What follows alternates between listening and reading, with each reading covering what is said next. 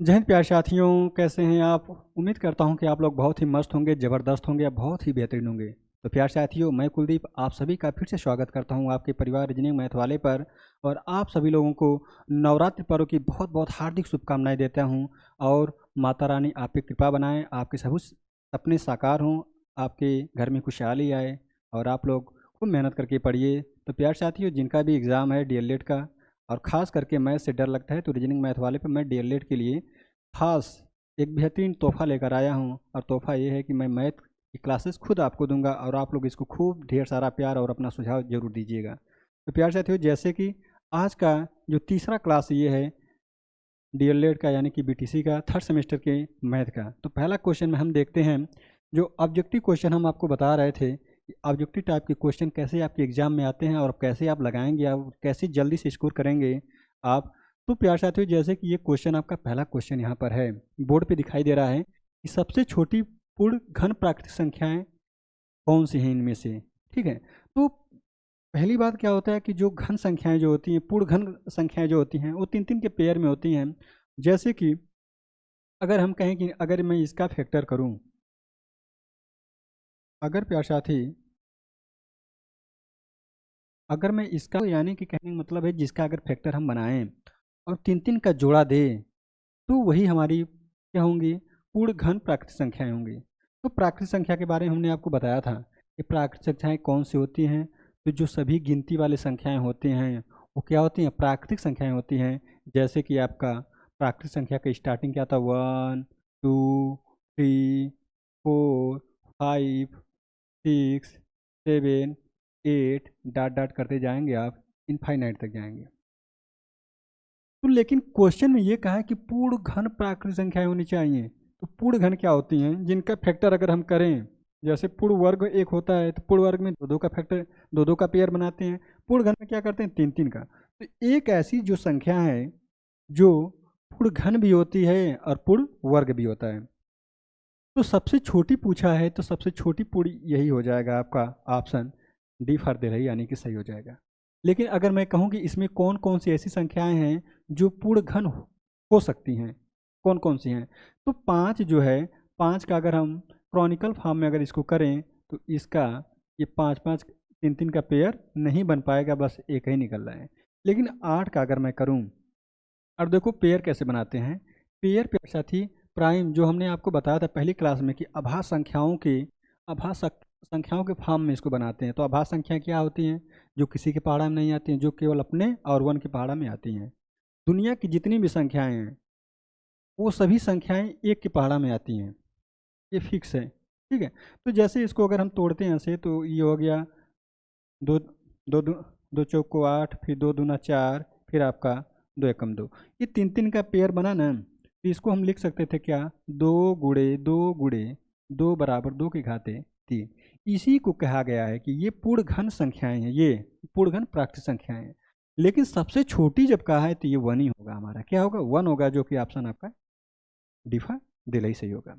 अब next question पे आते हैं, और जल्दी जल्दी हम अपने क्लास को जल्दी जाएंगे, और आप लोग एक बार कमेंट करके जरूर बताएगा कि ये चीज़ें आपको समझ में आ रही हैं कि नहीं आ रही हैं। जैसे कि लिखा है कि पूर्ण घन संख्याएं नहीं हैं, तो पूर्ण घन संख्याएं नहीं हैं, तो देखो ये भी नहीं है, पूर्ण घन कहाँ है, ये भी नहीं है, ये भी नहीं है। क्यों, क्योंकि पूर्ण घन संख्याओं में तीन तीन का पेयर बनाना जरूरी है। ठीक है, तो ये सभी क्या हैं, ये सभी पूर्ण घन संख्याएं नहीं हैं। तो आपका ऑप्शन डी फॉर देवसेना आपका ऑप्शन सही हो जाएगा। ठीक है, तो प्यार साथी, मुझे लगता है कि आप लोगों को अच्छे से समझ में आ रहा होगा। और नेक्स्ट क्वेश्चन पे चलते हैं, और नेक्स्ट क्वेश्चन क्वेश्चन लिखा है कि 27 किस संख्या का घन है। 27 किस संख्या का घन है, यानी कि किस संख्या का अगर घन करें कि 27 मिल जाए। तो अगर हम तीन का घन करेंगे तो क्या मिलेगा, घन का मतलब होता है उसी संख्या का तीन बार आपस में मल्टीप्लाई करना। तो यहाँ से हमें मिला 27, क्या मिला 27। इसका अगर हम घन करेंगे, पाँच का घन करेंगे तो क्या मिलेगा, पाँच गुड़े पाँच बराबर हो जाएगा 125, 125 हो जाएगा। दो का घन घन करेंगे प्यार साथी, तो क्या मिलेगा, दो गुड़े दो गुड़े दो बराबर हो जाएगा 8। ठीक है, और छः का क्यूब करेंगे तो क्या मिलेगा, छः गुड़े छः बराबर हो जाएगा 216, यही होगा ना। 36, 36 छक्का हो जाएगा आपका 36, नहीं ज़्यादा होगा क्या, 216 सॉरी, 216 होगा प्यार साथी, ठीक है, क्या होगा 216 लिख दिए हैं। तो प्यार साथी इसमें कौन सा मैच खा रहा है, तो मैच मेरा ये खा रहा है ए फॉर आगरा, आपका ऑप्शन सही होगा। तो आप ऐसे जल्दी से कीजिएगा, इन सब चीज़ों के चक्कर में मत पड़िएगा, लेकिन हाँ मैं आपको समझाने के लिए ये सब चीज़ें मैं बताया हूँ आपको। आप अपने एग्ज़ाम में टाइम अगर आपको बचाना है तो आपको जल्दी से करना पड़ेगा, और तरीका मैं यहाँ पे जल्दी वाला आपको बताऊँगा ट्रिक के अकॉर्डिंग। ऑब्जेक्टिव जो क्वेश्चन आते हैं 5, उससे कैसे 5 नंबर हम बटोरेंगे, ठीक है। तो अगर आपको मैथ से डर लग रहा है और आपका अगर बैक लगा है या नहीं भी लगा है, चाहते हैं कि ना लगे, तो आप लोग ज़रूर रीजनिंग मैथ वाले पे एक बार आइएगा और पूरी क्लासें आप लोग अटेंड कीजिएगा, फिर उसके बाद एग्ज़ाम देके आइएगा, तो फिर अपना बताइएगा कि कैसा रहा आपका एग्ज़ाम। तो दोस्तों अब चलते हैं नेक्स्ट क्वेश्चन पे, और नेक्स्ट क्वेश्चन है यहाँ पे लिखा है कि 5 मजदूरों की मजदूरी क्या है, 1250 रुपया है। तो 8 मजदूरों की मजदूरी कितनी होगी। तो जैसे अगर ऑब्जेक्टिव क्वेश्चन है तो इसमें क्या है कि आप किसी तरीके भी लगा सकते हैं। तो एक ही नियम एक होता है कि 5 मजदूर हैं, क्या है 5 मजदूर हैं, और ये 5 मजदूर जब मजदूरी इनको मिलता है तो 1250 रुपया मिलता है। मैं कह दूं कि एक मजदूर को कितना रुपया मिलेगा, तो एक मजदूर पाएगा, एक मजदूर यहाँ से कितना रुपया पाएगा, तो 5 से भाग दे देते हैं, 5 से क्या करते हैं भाग दे देंगे, तो आपका आ जाएगा एक मजदूर का मजदूरी। तो जब 5 से भाग देंगे यहाँ पे, 5 दूना 10 होगा, 5 25, यानी कि 250 रुपया एक व्यक्ति को, एक मजदूर को मिलेगा। तो पूछा है क्वेश्चन में कि 8 मजदूरों की मजदूरी कितना होगा, 8 मजदूरों की मजदूरी। तो 8, एक मजदूर अगर 250 कमाते हैं तो 8 मजदूर कितने कमाएंगे, तो 8 मजदूरों की मजदूरी जो होगा, 8 मजदूरों की मजदूरी, ठीक है, मजदूरी जो होगा, हम क्या करेंगे इसमें, इसमें 8 गुणे 250 का मल्टीप्लाई कर देंगे, ठीक है। तो जब करेंगे तो 25 बटे 200 होता है, और एक जीरो चिपका देंगे तो इतना रुपया 8 मजदूरों का मजदूरी हो जाएगा, जो कि ऑप्शन में कोई दिखाई दे रहा है। तो ए फॉर आपका ऑप्शन आगरा, आपका ऑप्शन सही होगा, आपका ऑप्शन सही है। तो मुझे लगता है कि ये चीज़ें आपको समझ में आ गई होंगी, तो इसका स्क्रीनशॉट ले लीजिएगा। अब नेक्स्ट क्वेश्चन पे चलते हैं, और नेक्स्ट क्वेश्चन आपके बोर्ड पे दिखाई दे रहा है, ये बहुत ही शानदार लाजवाब और आपके एग्जाम में हमेशा पूछे जाने वाले क्वेश्चन है समानुपात से। लिखा है समानुपात में वाह पदों तथा मध्य पदों के गुणनफल का संबंध होता है। जैसे समानुपात में कितने होते हैं, 4 पद होते हैं, कैसे होते हैं देखिए यार साथी। जैसे समानुपात में ए अनुपात रेशियो इसको बोलते हैं, बी इसको बोलते हैं समानुपात, ठीक है, इसको क्या बोलते हैं समानुपात इक्वल टू सी अनुपात इस टू डी। तो प्यार साथी अगर आपको नई चीज़ें समझ में आए तो क्या करते हैं, ए बाई बी कर देते हैं। इसका मतलब क्या होता है भाग, और इसका मतलब होता है डिवाइड, ठीक है। तो इसका मतलब हो जाएगा आपका A by B equal to C by D हो जाएगा।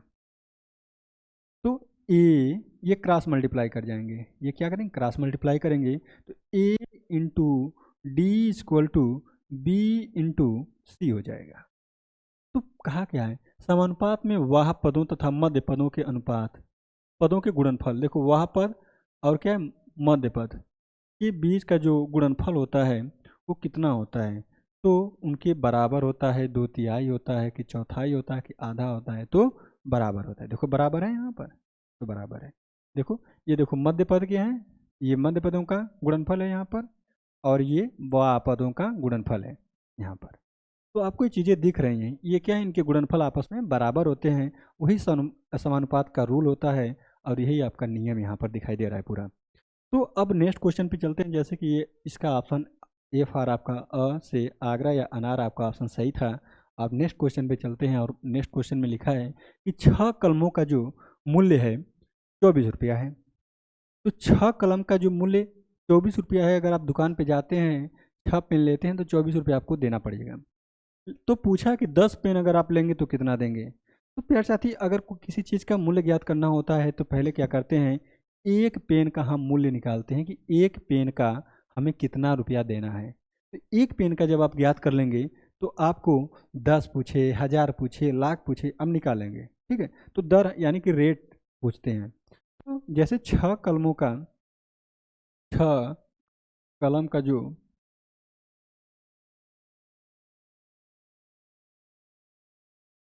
मूल्य है वो 24 रुपया है। कितना है प्यार साथी? 24 रुपया है। तो पूछा है 10 कलम का, तो 1 कलम का हम निकालेंगे, 1 कलम का निकालेंगे। उसी तरह एक ही के नियम से अगर निकालेंगे प्यार साथी, आपका हो जाएगा 24/6 यानी कि 4 रुपया। कितना हो गया? 4 रुपया। ऐसे काटेंगे 4 बार, ठीक है? कितने बार? 4 बार। तो पूछा है आपसे कि 10 कलमों का मूल्य क्या होगा, तो यहीं से हम 10 कलमों का मूल्य ज्ञात करेंगे। 10 कलमों का मूल्य बराबर क्या हो जाएगा? तो 10 × 4 बराबर हो जाएगा 40 रुपया। कितना हो जाएगा? 40 रुपया हो जाएगा, जो कि ऑप्शन डी फॉर देवसेना आपका सही है। तो ऐसे ऐसे क्वेश्चन आते हैं और आप लोग अक्सर डर जाते हैं, लेकिन आपको डरना नहीं है, आपको पढ़ना है और आपकी बार अच्छे खासे नंबर लाना है, ठीक है? तो अगर अच्छा खासा नंबर लाना है तो आप लोग ज़रूर एक बार रीजनिंग मैथ वाले पे आप आइएगा और इस तरह के क्वेश्चन आप लगा के जाइएगा। जैसे कि ये क्वेश्चन लिखा है कि समानुपात में कितने पद होते हैं। तो समानुपात में अभी हम आपको बताए थे कितने पद होते हैं, तो A/B संबंधे समानुपाते इसको बोलते हैं C अनुपाते D। तो कितने पद इसमें दिखाई दे रहे हैं आपको? 4 पद दिखाई दे रहे हैं। कैसे? एक पद ए है, एक पद ए है, एक पद ए है, एक पद ए है, तो 4 पद हो गए। तो ऑप्शन में कहीं 4 लिखा होगा, यही आपका ऑप्शन सही हो जाएगा। डी फॉर देवसेना या डी फॉर दिल्ली आपका ऑप्शन सही होगा। इतनी सिंपल सिंपल क्वेश्चन है। और प्यार साथी, इसके बाद मैं अति लघुत्री का क्वेश्चन मैं बताऊंगा और यहाँ पर वृत्त का क्वेश्चन है। अब वृत्त का क्वेश्चन के ही मैं आपको जितने मेथड हैं वो सब कुछ यहीं पे क्लियर कर दूंगा। जैसे लिखा है कि निम्नलिखित में चित्र में कोण APB, तो यहाँ पर हम बना देते हैं A है, ये क्या है? B है और यहाँ पर P है। जिस कोण की बात होती है वो कोण हमेशा बीच में होता है। तो बोला है कि AOB का मान, इसका मान ज्ञात करना है क्वेश्चन में, ठीक है? तो प्यार साथी, जैसे कि इस एंगल का मान दिया है, यहाँ पर इस एंगल का मान दिया है और इसका पूछा है, ठीक है, कि ये कितना होगा। तो मान लेते हैं ये x है। इससे पहले एक रूल होता है कि देखो, एक ही चाप द्वारा, ये मेरा चाप है और एक ही चाप द्वारा यहाँ पर जो कोण बन रहा है यहाँ पर केंद्र पे, ठीक है, ये वाला जो कोण बन रहा है एक ही चाप पर, ये और परिधि पे बना कोण, इसी चाप द्वारा परिधि पे बना कोण क्या होता है? तो केंद्र केंद्र पे बना कोण परिधि पे बने कोण का दोगुना होता है, या ये भी कह सकते हैं कि परिधि पे बना कोण केंद्र पे बने कोण का आधा होता है। कहने का मतलब ये है कि अगर एक ही चाप है, चाप यही है ना, चाप हमारा यही है, यही है, और ये मेरा गया ये यहाँ पर, ठीक, यहाँ पर बना 65 अंश का कोण। तो पूछा है यहाँ का, तो सीधे अगर आपको कोण कोण AOB बराबर कोण APB और यहाँ पे 2 का मल्टीप्लाई करेंगे तब क्या होगा? तब बराबर होगा। तो प्यार साथी, कोण AOB बराबर 2 गुणे APB का मान दिया है 65, तो 65 यहाँ पे रख देंगे और मल्टीप्लाई करेंगे, आपका आ जाएगा 130। 65 दूना 2 पच्चे 10, 2 छक्के 12 1 13, यानी 130 अंश का कोण बनेगा आपका केंद्र पे, यानी कि बी फॉर बाहुबली आपका ऑप्शन सही होगा। तो इसी के साथ ही हम जो वृत्त के जो जितने मेथड है, जितने रूल हैं, वो सब कुछ बता देता हूँ। तो देखो, एक क्वेश्चन कुछ आपका ऐसे आएगा, जैसे ये वृत्त है और ये सेंटर है, और जब ये सेंटर से जब जाता है रेखा तो उसी को बोलते हैं व्यास। क्या बोलते हैं? व्यास। क्या बोलते हैं प्यारे साथी? व्यास। लेकिन अगर यहाँ पे रेखा होगा ना तो इसको व्यास नहीं बोलते हैं, इसको बोलते हैं जीवा। क्या बोलते हैं? जीवा। जीवा, ठीक है। अगर इसी को आर पार कर देंगे तो इसको बोलते हैं छेदक रेखा। क्या बोलते हैं? छेदक रेखा। ये पूछा गया है आपके एग्जाम में, इस रेखा को क्या कहेंगे? तो छेदक रेखा कहते हैं। इसको क्या कहते हैं? छेदक रेखा। इसको क्या कहेंगे, व्यास कहेंगे। लेकिन अगर ये केवल सेंटर तक आए, ये क्या है, केंद्र है, ठीक है, यहाँ तक आए तो इसको बोलते हैं आर, यानी कि रेडियस, यानी कि त्रिज्या बोलते हैं। इसको क्या बोलते हैं, त्रिज्या बोलते हैं। तो ये भी कभी कभी पूछा जाता है रेखाओं से कौन कौन से रेखा हैं। तो जैसे कि अगर मैं आपको बता दूं, अगर ये वृत्त आपका है और ये अर्धवृत्त में बना कोण क्या होता है, समकोण होता है। ये भी एक क्वेश्चन आता है, ये हमेशा 90 अंश होगा। अर्धवृत्त ये ओ है, ठीक है, ये क्या है ए, ये बी है, और कोई भी आप एंगल लेंगे ऐसे हमेशा ये 90 अंश बनेगा। कोई भी आप लेंगे हमेशा ये 90 अंश बनेगा। एक मेथड ये है। और प्यार साथी ये भी पूछता है,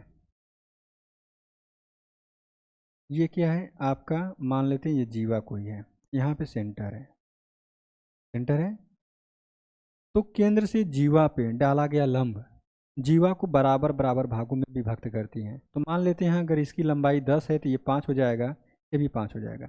और त्रिज्या मान लेते हैं अगर 13 है, तो पूछता है कि जीवा और केंद्र के बीच की दूरी क्या है, यानी कि लंबाई क्या है। तो आप पाइथागोरस प्रमेय से लगाते हैं, कर्ण का वर्ग बराबर लंब का वर्ग प्लस आधार का वर्ग होता है, ठीक है। जैसे कि आपका यहाँ पर हो जाएगा ए बी सी ओ, तो क्या करेंगे आप, ए ओ का स्क्वायर बराबर ए बी का स्क्वायर प्लस ओ बी का स्क्वायर। ओ बी का मान आपको ज्ञात करना है, तो ए ओ का स्क्वायर क्या होगा, 13 का स्क्वायर हो जाएगा 169। और इसको जब लाएंगे इधर, ए बी का स्क्वायर जब इधर लाएंगे, यानी 5 का स्क्वायर क्या हो जाएगा 25, तो क्या आ जाएगा आपका ओ बी का स्क्वायर आ जाएगा, ओ बी का स्क्वायर।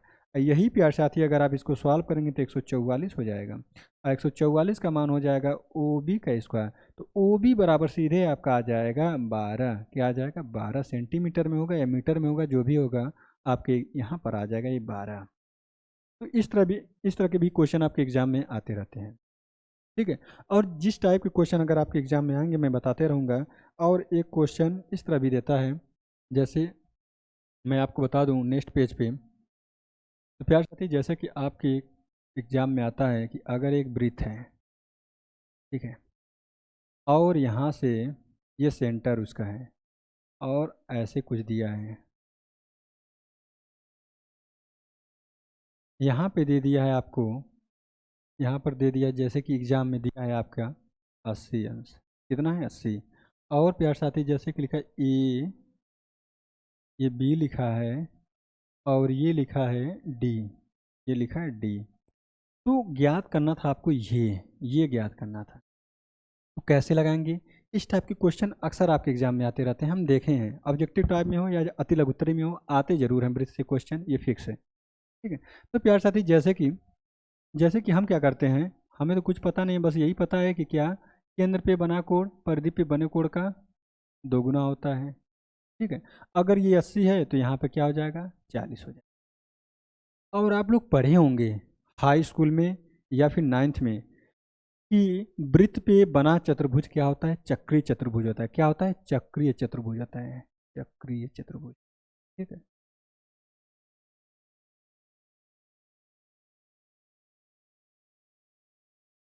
ठीक है, चक्रीय चतुर्भुज होता है प्यार साथी, चतुर्भुज।